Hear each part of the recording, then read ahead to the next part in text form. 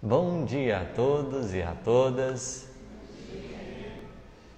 É uma alegria estarmos aqui nessa manhã de domingo, na presença de vocês, para a gente conversar um pouquinho sobre o nosso amado Evangelho. Agradeço a oportunidade, ao convite, que de certa forma é sempre uma graça ao nosso espírito nesses processos de aprendizado constante.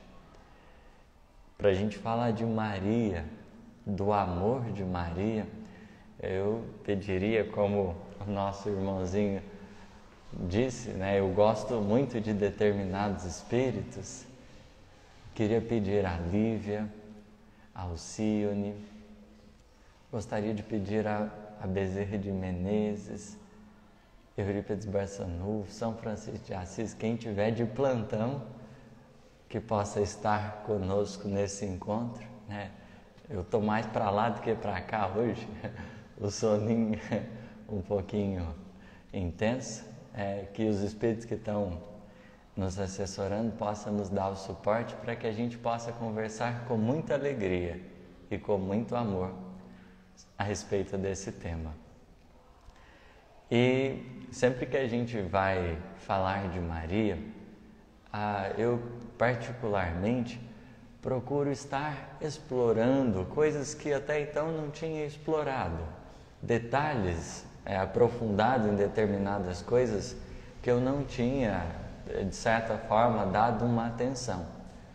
Hoje a gente vai fazer como que um aprofundamento, como o próprio título da nossa reflexão nos pede. Nós vamos pensar no amor de Maria, porque a gente pode pensar na obediência de Maria, a gente pode pensar na fé de Maria, a gente pode falar da paciência de Maria, mas hoje o nosso intuito é de conversarmos um pouco sobre amor. E eu vou aproveitar Tim e Vanessa na música Vaso Escolhido. Não sei se todos conhecem, mas é uma música belíssima que vai contar, na verdade, não a história de Maria, mas é de Paulo de Tarso. E no refrão tem o ama, trabalha, espere e perdoa. No último verso da música há um pedacinho, que diz o seguinte: necessário é perdoar, o amor mais puro se doa. Necessário é perdoar, o amor mais puro você doa. Então, o que é o perdão? O perdão é o amor mais puro que você concede a alguém. E falarmos de Maria é pensarmos nessa alma que movimentou-se pelas vias do perdão. Sem dúvidas, foi o coração, depois de Jesus, que nos ensinou mais detidamente a expressão desse amor mais puro e genuíno. E a gente encontra algumas referências importantes para nos ajudar a pensar sobre isso. Só que para a gente falar sobre perdão, para a gente falar sobre esse amor mais puro, para a gente refletir sobre essa genuína força da alma, nós precisamos voltar em Jesus para refletirmos em algumas coisas que Ele propôs, porque de certo modo o Cristo se torna a grande base de todas as nossas vivências e o farol para as nossas conquistas e realizações. Quando Ele vai dizer: amai os vossos inimigos, fazei o bem aos que vos odeiam, e orai pelos que vos perseguem e caluniam. Jesus sintetiza como que um programa de ação perante as pessoas que muitas vezes a gente tem um pouquinho de dificuldade de lidar. Amar os que nos amam, como o próprio Cristo já referenciara. É uma lição, vamos dizer assim, nobre, mas comum a todos, porque há um movimento natural, principalmente na criatura, no período inicial da evolução, de buscar, sobretudo, a quem lhe parece mais agradável, aquilo que parece um tanto que mais positivo aos seus olhos, aquilo que lhe sirva melhor. Então, naturalmente, a gente vai fazendo uma escolha. A gente sempre vai optando por aquilo que realmente nos conforte, nos ofereça uma recompensa imediata pela presença. E nesse período, né, inicial dessa trajetória evolutiva, a gente vai percebendo que se para nós, né, o amor ele é visto como um meio de expressão entre iguais, os inimigos eles vão se colocando, vão se constituindo como todos aqueles que por vezes não pensam de igual modo ou escapam da nossa visão ou da nossa perspectiva de vida. O inimigo ele vai sendo essa figura não de alguém, a princípio, que nos tenha feito algum mal, mas simplesmente por ser diferente de nós.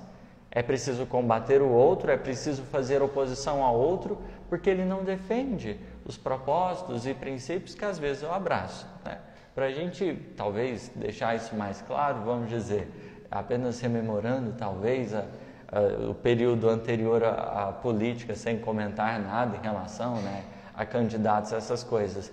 Mas muitas pessoas acabaram fazendo oposição a outras pessoas, vendo inimigos nas outras pessoas por causa que o outro pensava diferente. Quem que era o inimigo? Alguém foi lá, fez alguma coisa com você ou com uma pessoa que te ama? Não, alguém que simplesmente não coparticipava do seu universo. Portanto, né, esse clima de rivalidade ele foi, de certa forma, imposto. Só que, a partir do momento que a gente começa a aprender a lidar com a diferença e compreender a necessidade do outro pensar e ter a oportunidade de pensar como deseja, a gente passa para um outro degrau. O inimigo, ele não é simplesmente aquela pessoa que pensa diferente, aquela pessoa que talvez não partilha do mesmo universo que o nosso. Às vezes ele surgirá justamente na presença dessa alma, desse espírito que nos causou algum mal. Pode ser uma pessoa que pareça comigo ou uma pessoa que não pareça comigo. Em primeiro momento, o inimigo é aquele distante, aquele que não é semelhante. Mas chega um ponto que o espírito vai amadurecendo e o inimigo começa a se tornar quem? Aquele que nos machuca. Ele pode ter a vida dele, enfim, caminhar por onde ele quiser e tudo mais, mas a partir do momento que ele me prejudica, ele começa a se constituir o inimigo. Então, nessa segunda fase, por exemplo, esse inimigo, né, ele vai assumindo uma particularidade. Enquanto que no primeiro momento esse inimigo é como se fosse uma coletividade, todo mundo que fizesse parte de um determinado grupo, nesse segundo instante a gente se volta ao ressentimento, à mágoa, ao ódio ou ao desejo de vingança, muitas vezes em relação a uma pessoa, às vezes determinadas pessoas que nos tenham prejudicado. E lidar mais precisamente, né, nesse sentido, com o mal que alguém tenha nos feito, é um negócio delicado. Porque quando a ação do outro impacta-nos o coração, a gente não consegue ter o controle exato de onde aquilo vai nos tocar. Então, há pessoas que se sentem traumatizadas, né, complexos vêm à tona, uma série de questões que elas eclodem no ser. E a pessoa que, de certa forma, foi ali vítima de determinada agressão, de diversa forma, ela vai ter que passar por um processo de recuperação.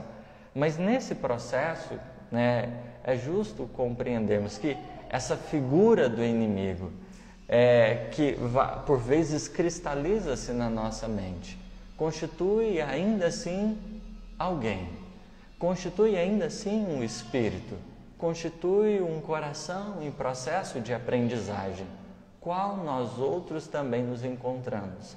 Porque em relação à vida, né, principalmente ao nosso cotidiano, por vezes naturalmente a gente, nessas convivências nossas, a gente vai se machucando um pouquinho, porque sem perceber, a gente naqueles dias que a gente não está bem, vamos ferindo, vamos machucando e criando determinadas cisões e rupturas com as pessoas. Mas compreender o processo de lidar com a mágoa, com o ressentimento, é fundamental. O Espírito ele tem uma meta intitulada inofendibilidade. O que seria essa meta? Você não mais ser ofendido, não se sentir mais lesado por ninguém, porque existe tanta paz dentro de você, existe tanto amor, que toda agressão que o outro tenta fazer a você, nada mais lhe machuca ou lhe fere.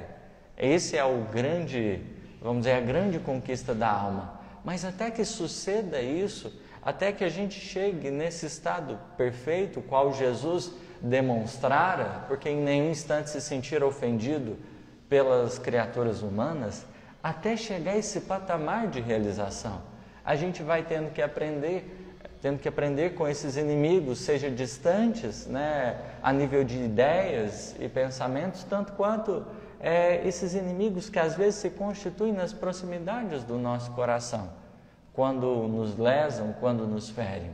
Só que às vezes a gente se esquece que lidar com o sentimento pede o mesmo cuidado que lidar com o corpo. Então, se um médico ele vai fazer um tratamento, ele tem uma compreensão profunda de estímulos que precisam ser feitos, de iniciativas que precisam ser tomadas, mas ao mesmo tempo de respostas que podem vir a acontecer, dos tempos e dos prazos que a vida vai pedindo para cada coisa. Então, se um paciente quebra um braço, a maneira dele lidar com aquele paciente é diferente de alguém que chega com a dor de cabeça. Para esse paciente que, de certa forma, acabou passando pela experiência do trauma em si, e vai ter que fazer alguma coisa, seja para tentar voltar à melhor forma possível, esse procedimento vai ser diferente de um paciente que às vezes está com a dor de cabeça, está com a virose, etc. Em relação às questões da alma, a nossa intimidade também demanda tempo, compreensão. Porque às vezes a gente lida com mágoa, com ressentimento, como se fossem, vamos dizer assim, razões matemáticas. Aconteceu isso, isso, isso, e tem que ser assim, assim, assim. Sem compreender, no entanto, o nosso próprio processo de reconstrução interior. Porque Deus conferiu à criatura humana a possibilidade de cicatrizar-se. Não é só o corpo que utiliza dessa ferramenta visando o restabelecimento das forças físicas, o restabelecimento das condições do próprio organismo. A alma tem uma capacidade de cicatrizar. E esse recurso bendito é uma ferramenta de Deus que nos preparou para viver a vida, dizendo, olha, tem coisas que vão ser difíceis e vão te rasgar, mas eu estou te concedendo um tal presente que a sua alma, seu mundo interior terá condições de se recompor. Nenhuma ferida será incurável. Todas as feridas que se abram, todos esses rasgos que se façam em nossas almas, eles terão condições de serem rearticulados, de serem reconstruídos. A tessitura do coração, as fibras da alma, elas se regeneram. Elas se regeneram. E é nesse processo de regeneração que justamente compreender o processo de recomposição da alma, que a gente vai conseguindo amplificar nosso quadro de melhora. Porque vamos dizer, se você quebrou um braço, você não fica com dor, não é só na hora que quebrou. Às vezes aquilo ali respalda. A mágoa às vezes fica reverberando. Aquele sentimento difícil fica reverberando. E diante desse acidente do coração, esse acidente que muitas vezes sucedeu na alma, vai se tornando necessário o quê? Tempo.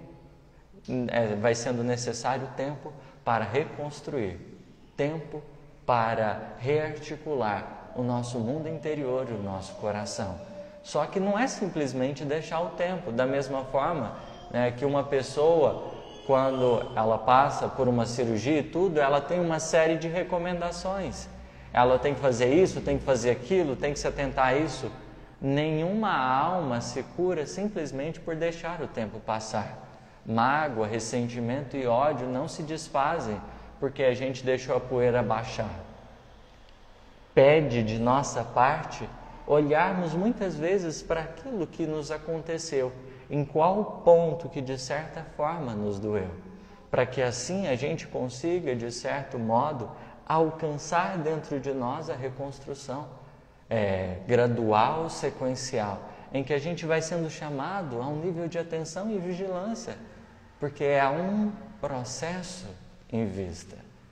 E o agravante é que normalmente, tem médicos que lidam com pacientes imprudentes, mordem o coração, porque você fala assim, olha, faz isso, faz aquilo, aí o paciente desobedece tudo, chega lá pior, e muitas vezes quer que o médico faça um milagre para ver se contorna toda a situação. Imaginemos nós diante dos problemas da alma, das questões do espírito. Pelos nossos descuidos, muitas vezes a gente tem determinadas recomendações, fala, olha, faz isso, toma cuidado com isso. E às vezes o nosso espírito, a nossa intimidade se descuida e a gente acaba agravando a situação. E a gente fica com um monte de feridas expostas. A lepra no Evangelho, por exemplo, Jesus não raro curou tantos leprosos. Pode nos oferecer lição propícia nesse sentido. Criaturas que tinham sofrimentos expostos, porque eram tantas dores que traziam consigo, que extrapolavam, como que a demarcar, por vezes, dificuldades interiores. Se a gente imaginar uma pessoa que está quebrada, ela se sente com dor, até mesmo quando alguém tenta abraçá-la, quando alguém tenta demonstrar afeto. Porque não é que o outro esteja errado ao fazer, mas porque a condição da pessoa encontra-se, de certo modo, lesada, debilitada. É por causa que a pessoa está doída. O abraço vem com amor, mas é a condição da pessoa. Pessoas que normalmente permanecem ressentidas são desses corações que, apesar do movimento da vida dizer assim, renove-se, caminhe em direção a algo maior, os corações muitas vezes ficam ainda sentindo as dores do ontem e do passado. Cuidar da intimidade da alma é indispensável. E nesse particular, a lição de Jesus ela é bastante expressiva. Amai os vossos inimigos, fazei bem aos que vos odeiam, orai pelos que vos perseguem e caluniam. Aos inimigos, que é, vamos dizer, quem normalmente a gente teve um atrito, de certa forma a gente ainda está tendo dificuldades, somente o amor mais puro é capaz de reconstruir essa nossa visão para o outro. É justamente o amor que vai criar novas condições, o amor que nasce dentro, porque a gente só consegue perdoar alguém quando o amor começou a fluir em nós de novo. A pessoa que de certo modo ainda sente-se bloqueada, esse fluxo de sentimento dentro dela vai sendo inibido também, dificultando a sua expressão de vida. Então, o amor, ele de certo modo precisa nascer num cuidado conosco mesmo, na necessidade da compreensão das nossas necessidades, daquilo que a gente está passando. Mas às vezes a gente faz um esforço e nem sempre é correspondido nele. Há uma iniciativa e nem sempre o outro nos abraça ou nos oferece condições para essa reconstrução. Então vem o segundo passo. Você fez o amor, você se desvinculou daquele sentimento, está tudo bem com você. O outro às vezes está ainda magoado ou está passando por uma certa turbulência. Para esses que encontram-se nessa situação, Jesus diz, fazei o bem aos que vos odeiam. Ou seja, agora não é você que está com complicações com o outro, é só o outro para você. E de certa forma você ainda tem um certo contato, uma certa proximidade. Faz o bem para ele, ou seja, não sustenta aquela posição anterior, mas reconstrua as condições da vivência para que possa fluir em outra direção. Mas tem pessoas que nem mesmo você fazendo bem, elas se mostram aptas a uma reconstrução da situação. Para esses corações, Jesus traz a outra questão, que é orar pelos que vos perseguem e caluniam, porque a pessoa, ela não só te odeia, mas ela também começa a te perseguir. Não só te odeia, ela começa a te caluniar, porque ela percebe que você já não vai mais revidar ao mal, não vai mais compactuar com aquela situação. Então a pessoa parte para o ápice da agressividade, porque quando alguém sente que está perdendo o jogo, né, às vezes tenta se impor nas situações com o desejo de tentar mostrar que é mais forte. Então, para isso, Jesus recomenda a oração, como a dizer, olha, você vai sustentar o bem em todos os mínimos detalhes, mas vai compreender os espaços que a vida vai pedindo. Você faz o bem para o que te odeia, mas para a pessoa que começa a te perseguir e caluniar, né, nós não somos chamados a sermos saco de pancada. A gente guarda distância, mas com o pensamento voltado ao bem. E por que falarmos disso para pensarmos no amor de Maria, né? Talvez alguém esteja ainda pensando assim, ele está fugindo do tema. A gente, claro, fez um contorno aí, né? No bom mineirês, né? Fomos comendo pelas beiradas. Agora que a gente, de certa forma, já pensou sobre algumas questões, a gente consegue penetrar ao amor de Maria, talvez com um pouco mais de elementos. Porque até o momento que João chega para ela para anunciar a prisão, Maria estava tranquila e de boa. Até o momento que João, né, vai falar assim, olha, mãezinha Maria, né, prenderam o seu filho. Até esse instante, Maria estava com o coração em paz, estava dando tudo certo, porque imagina, Maria conviveu 30 anos com Jesus, ela foi o Espírito encarnado que mais convivera com o Mestre, que desfrutara, porque além de recebê-lo no ventre, ela, né, foi, vamos dizer assim, acompanhando o processo dele, mesmo nos 3 anos de vida pública de Jesus, estava lá marcando presença também, né? A gente vai ver isso no Evangelho. Ela se fez presente. Então, assim, ela pegou 30 anos lindíssimos de Jesus, porque Jesus era todo dela, vamos dizer assim, né? A grosso modo, pelo menos, né? Ela teve condições de sugar, né? De aprender, de experienciar as mais profundas e belas lições. Quando Jesus fala assim, olha, eu vou começar a minha missão pública. Claro que ela deve ter sentido um cadinho, não deve ter sido muito tranquilo, porque foi um período de adaptação necessário para o coração materno.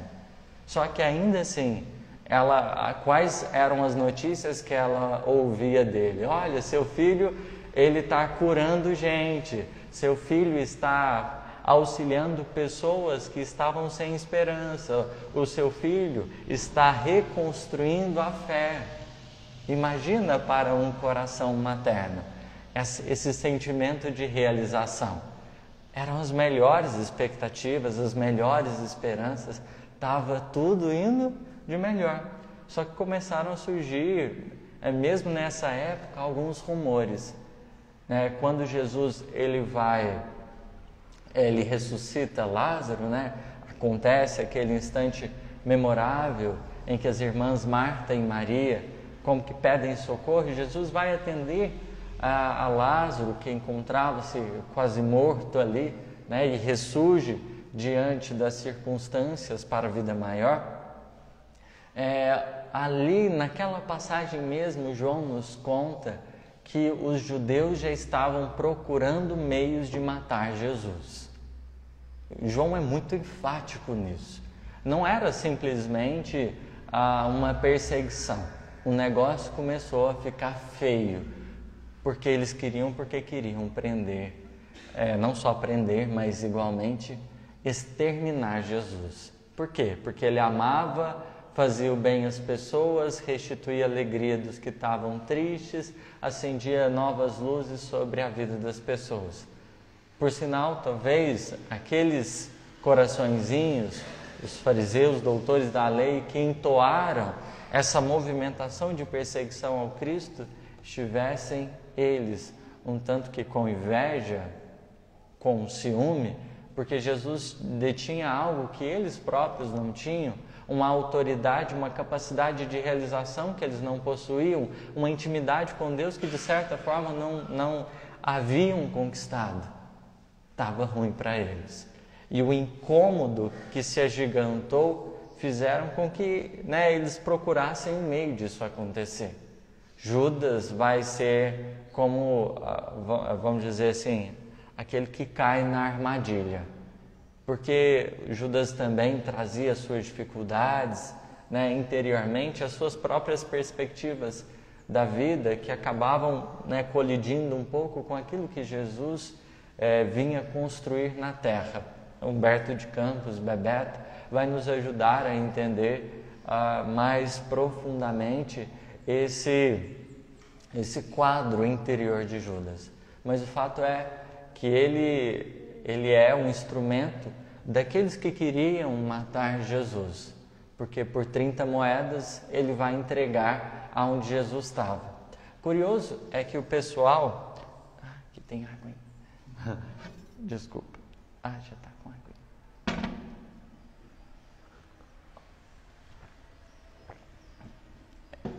O curioso é que as pessoas nessa movimentação que já iniciavam, já tinham tentado algumas vezes prender Jesus, mas Jesus dava um jeito de escapar. Então, meio que os judeus não tinham noção onde muitas vezes Jesus estava, e Judas vai ser aquele que vai notificar. Então, tinha acontecido a Santa Ceia, aqueles instantes finais, ali em que Jesus aproveita para se despedir, trazer a mensagem divina, aqueles corações que estavam como que abalados, porque Jesus já tinha anunciado 3 vezes, olha, eu vou partir, o negócio vai ser feio, pelo menos um pedacinho não vai ser muito tranquilo. Mas os discípulos não estavam muito atentos a isso, O Pedro, inclusive, havia se colocado à disposição, não, Senhor, eu não vou deixar isso acontecer, mas acabou não dando conta de fazer nada. Mas o fato na circunstância, é que Jesus, ele estava sendo perseguido, e quando Judas, ele sai da Santa Ceia, porque Jesus oferece, o lanchinho, como era de costume, apesar de Jesus não ser o dono da casa, mas era ele que se dispunha a servir quem se encontrava ali, como servo que está à disposição dos seus senhores, ele se fez servo dos discípulos. O Judas mete a mãozinha no prato com ele, no negocinho lá que eles molhavam o pãozinho, e aí Jesus diz que aquele que tinha metido a mão no prato com ele, esse iria traí-lo. Judas, depois disso, ele vai sair, vai às autoridades judaicas e volta. Quando ele volta já com os guardas. E volta aonde? Volta no Getsemane. Não sei como pronuncia direito, mas enfim, é isso aí. Volta num lugar onde Jesus estava reunido com 3 discípulos. João, Tiago e Pedro. 3 discípulos apenas. O restante tinha sido dispensado, a Santa Ceia tinha terminado, os pezinhos deles já estavam lavados, a oração aos discípulos já tinha sido feita. Era preciso apenas ali as últimas despedidas, que ficou justamente com os 3. Judas vem e beija Jesus, identificando aos soldados que naquele momento o prendem. Nessa hora, João, que estava presente, ele vai buscar o coração de Maria, para informar a ela o que tinha acontecido. E esse instante, que de certa forma desafia a intimidade dela, desafia o coração dela, porque de tudo que ela tinha percebido o filho dela fazer, Jesus estava só num crescente. Quanto mais o tempo passava, mais bem ele fazia. E imagina, você sabe que seu filho é honesto, você sabe que seu filho é alguém muito correto, e ele é preso. É um pouco desafiador. E o que acontece no coração de Maria nessas horas? Será que ela fica com raiva? O que ela fica com ódio? O que de certa maneira perpassa o coração de Maria? Humberto de Campos, sabendo talvez dessas perguntas que poderíamos nos fazer de como ficar a mãe de Jesus nessas horas, ele escreve justamente uma mensagem para narrar esse instante decisivo. E é muito linda a mensagem, é intitulada A Escrava do Senhor. A mensagem intitulada A Escrava do Senhor. E o que, em síntese, a mensagem ela vai procurar fazer? Sondar a intimidade do coração de Maria, desde o momento que ela ouviu João noticiá-la a respeito da prisão do Cristo. O Humberto de Campos vai contar como ela recebeu a notícia, como ela lidou com a notícia, como foi cada passo dela até a consumação da crucificação, como o seu espírito interiormente se encontrava diante de todas aquelas circunstâncias. Mas aqui, e nessa lição, para mim fica muito evidente um detalhe sobre o coração de Maria, que nos fala mais precisamente sobre esse amor. Em nenhum instante ela se revoltara contra Judas, contra os soldados, contra as pessoas. Em nenhum instante o coração de Maria se colocara avessa a qualquer que fosse pessoa que tivesse cooperado. Do contrário, conforme Humberto de Campos vai narrando, Maria, em cada cena do processo da prisão à crucificação de Jesus, se mostrava confiante. Ela buscou as autoridades romanas, ela suplicou aos soldados, ela confiou naqueles que estavam para decidir entre Barrabás e Jesus. Maria soubera dignificar o seu testemunho. Mas o que acontecera com ela até a consumação de tudo isso? Se não ficara revoltada, como o seu espírito, de certo modo, conseguira lidar com tudo aquilo ali? Diante de todo o processo, o coraçãozinho de Maria estava entregue ao Senhor, porque no fundo ela confiava tanto em Deus que esperava alguma resolução. Só que nesse particular ela vai viver um momento de tensão um pouco delicado. Por causa do quê? Porque ela vai confiar nas pessoas. Ela vai, de certo modo, confiar nas pessoas. E as pessoas, as que ela esperava, tinha esperança de poder reconstituir um novo cenário, todos esses corações, sem exceção, frustraram-na. A começar pelos discípulos, pelas autoridades, pelos soldados, pela multidão. Nenhum deles conseguira corresponder, mas ainda assim se voltara a Deus. Até que ela vai se lembrar, no momento que Jesus expira, que desencarna, ela vai se lembrar da conversa com o anjo Gabriel. Senhor, eis aqui a tua serva, faça em mim conforme a tua vontade. Nessa hora que ela se recorda do propósito que ela tinha abraçado, daquilo que de certa maneira ela tinha movimentado no coração para aceitar a missão e o propósito, eis que a sua alma se sente preenchida por nova vitalidade. O amor de Maria se mostrara profundamente expressivo, porque ela estava confiando mais em Deus do que nos homens, mais do que em si mesmo, melhor dizendo, e mais em si mesmo do que nos outros. Algo relativo à fé que é trabalhado, por exemplo, no Evangelho segundo o Espiritismo, na lição da fé.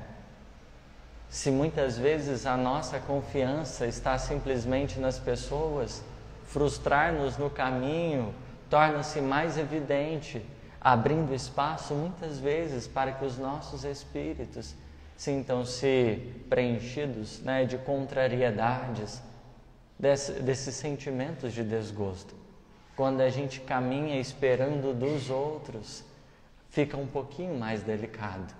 O amor de Maria se desenvolvera tão fortemente e permitir atravessar tão, né, dolorosa provação, porque em si ela procurou Deus na hora decisiva. O Criador verdadeiramente oferece-nos sustentáculo aos nossos espíritos diante das nossas batalhas interiores. Buscá-lo é verdadeiramente nos ligarmos a essa grande seiva que nos nutre o espírito para testemunharmos com dignidade as experiências e conseguirmos, não de maneira insensível, mas profundamente sensível e sábia, vivenciarmos a experiência não culpando os outros, não colocando os outros como responsáveis, mas antes de qualquer coisa entendendo o que dá para a gente fazer. Porque na hora do tumulto, né, que as coisas estão totalmente, né, desequilibradas, cabe nos reconhecer. Não é hora de ficar falando assim, você não fez isso, você não fez aquilo. É hora de pensar no que dá para ser feito, para reconstruir a situação. Maria, sem perceber, ela acompanhara Jesus igualmente na hora da crucificação.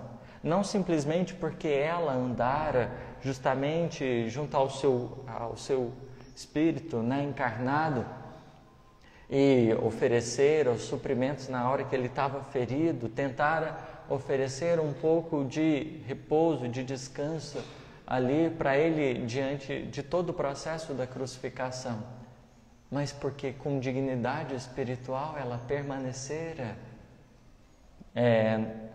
na sua condição interior de alguém que efetivamente estava amando, sem perceber em si mesma, né, nessa experiência tão desafiadora, ela estava constituindo a essência do amor mais puro que se doa, o perdão.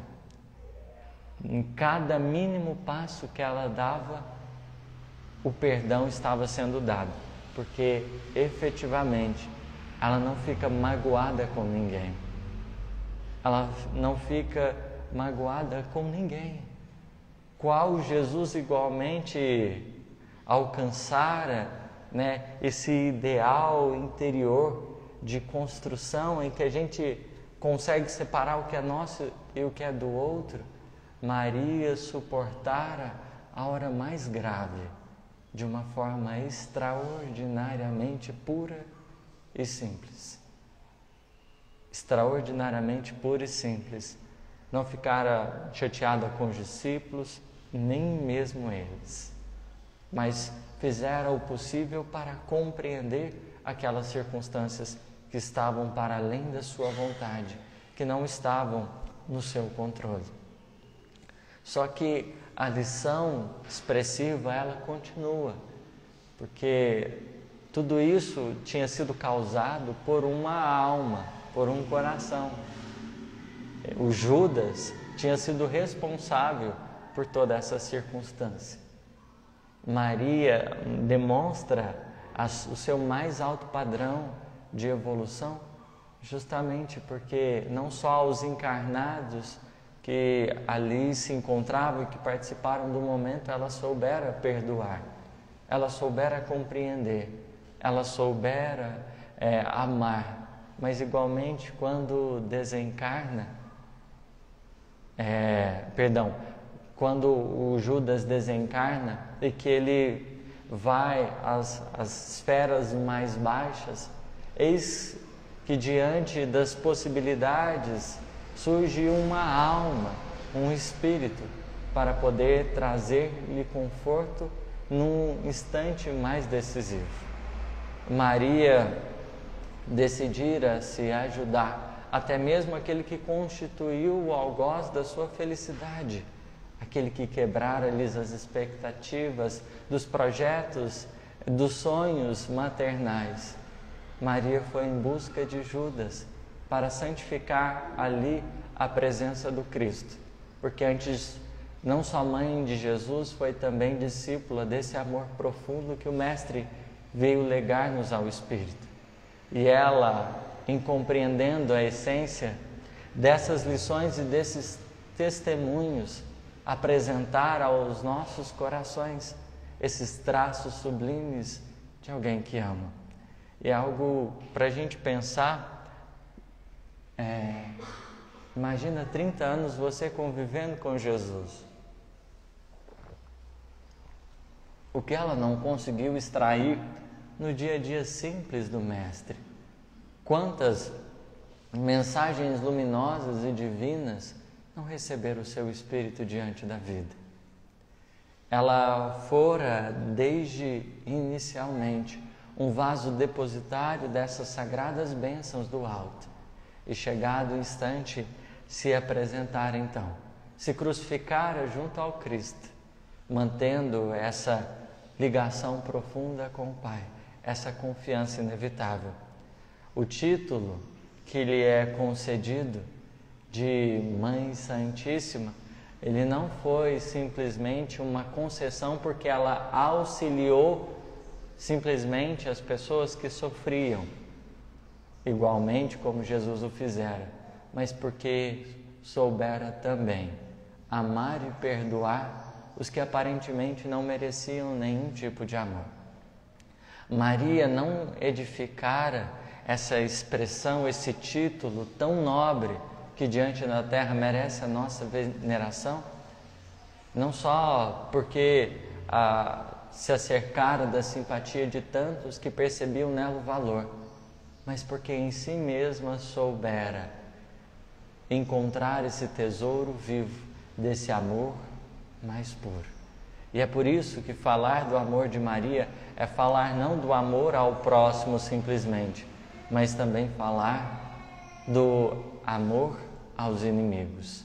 Dessas duas vertentes, porque mãe não é simplesmente aquela que ama o filho que lhe ama, mas é também aquela que peleja com o filho que muitas vezes não lhe valoriza, aquele que dá trabalho, que às vezes o que faz é lhe arrancar lágrimas, mas ela não abre mão do compromisso. Ela não estava só disposta a fazer isso por aqueles que lhe constituem sem filhos diretos.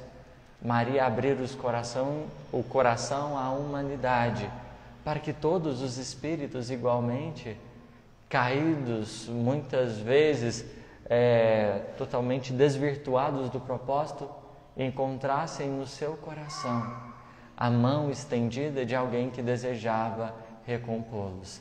E é por isso, por essa extremada expressão de misericórdia, que ela vivencia o mandamento do Cristo: amai-vos uns aos outros como eu vos amei. Porque, de certo modo, o que Jesus fez foi, em síntese, Ele deu o que tinha e aceitou o que a gente possuía para dar. A fórmula dessa lição final de Jesus aos discípulos, como também à humanidade, é percebida nesse coração materno, que amou o quanto tinha para amar e que soube compreender o que cada espírito possuía no seu justo tempo. E o máximo dessa experiência é sacramentada em Judas. Para a gente terminar essa reflexão, gostaria de trazer o poema, não sei se todos conhecem, o poema de Maria Dolores, que ela escreve para desse encontro entre Maria e Judas? Não? Uai, eu pensei que eu ia ser redundante, então não vai.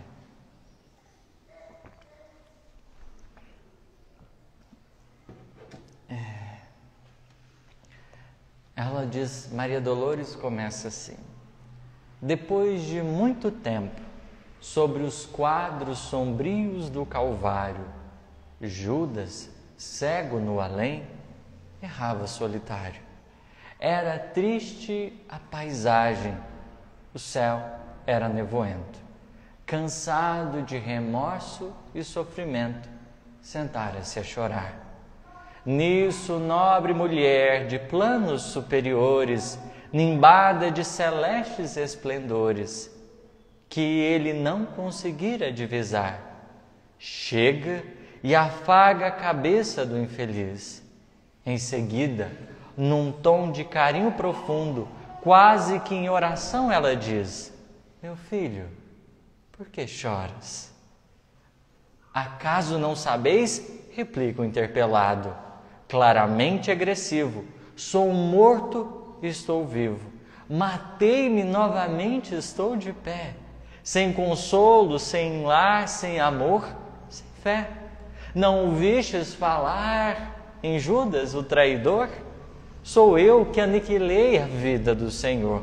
A princípio julguei poder fazê-lo rei, mas apenas lhe impus sacrifício, martírio, sangue e cruz. E em flagelo e aflição, eis que minha vida agora se reduz. Afastai-vos de mim, deixai-me padecer nesse inferno sem fim. Nada me pergunteis, retirai-vos, Senhora, nada sabeis da mágoa que me agita, o assunto que lastimo é unicamente meu. No entanto, a dama calma respondeu: meu filho, sei que choras, sei que lutas, sei a dor que causa o remorso que escutas. Venho apenas falar-te que Deus é sempre amor em toda parte.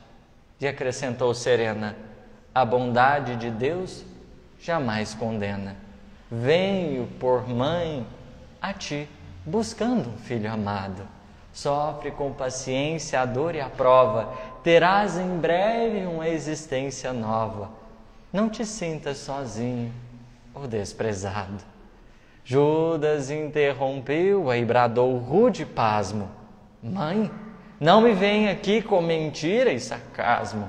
Depois de enforcar-me num galho de figueira para acordar na dor, sem mais poder fugir à vida verdadeira, fui procurar consolo e forças de viver ao pé da pobre mãe que forjara o ser.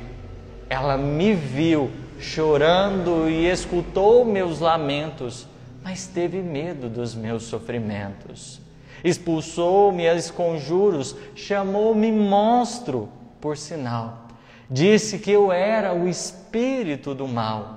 Intimidou-me a terrível retrocesso, mandando que apressasse o meu regresso para a zona infernal de onde vinha. Ah, detesto lembrar a horrível mãe que eu tinha. Não me faleis de mães, não me faleis de amor. Sou apenas um monstro sofredor. Ainda assim, disse a mãe docemente, por mais me recuses, não me altero. Amo-te, filho meu, amo-te e quero ver-te de novo a vida, maravilhosamente revestida de paz e luz, fé e elevação. Virás comigo à terra, perderás pouco a pouco o ânimo violento, terás o coração nas águas de bendito esquecimento, numa existência de esperança. Levar-te-ei comigo a remansoso abrigo, dar-te-ei outra mãe. Pensa e descansa. E nesse instante, Judas, como que ouvisse a própria dor gigante, ou como quem se desgarra do pesadelo atroz, perguntou: quem sois vós? Quem me falais assim, sabendo-me traidor? Sois divina mulher, irradiando amor, ou anjo celestial de quem emprestei uma luz? No entanto, ela, fitá-lo frente a frente, respondeu simplesmente: meu filho, eu sou a mãe de Jesus. Obrigado pela paciência, pela misericórdia de todos em nos assistir. Aos nossos internautas, um ótimo domingo e um bom final de semana.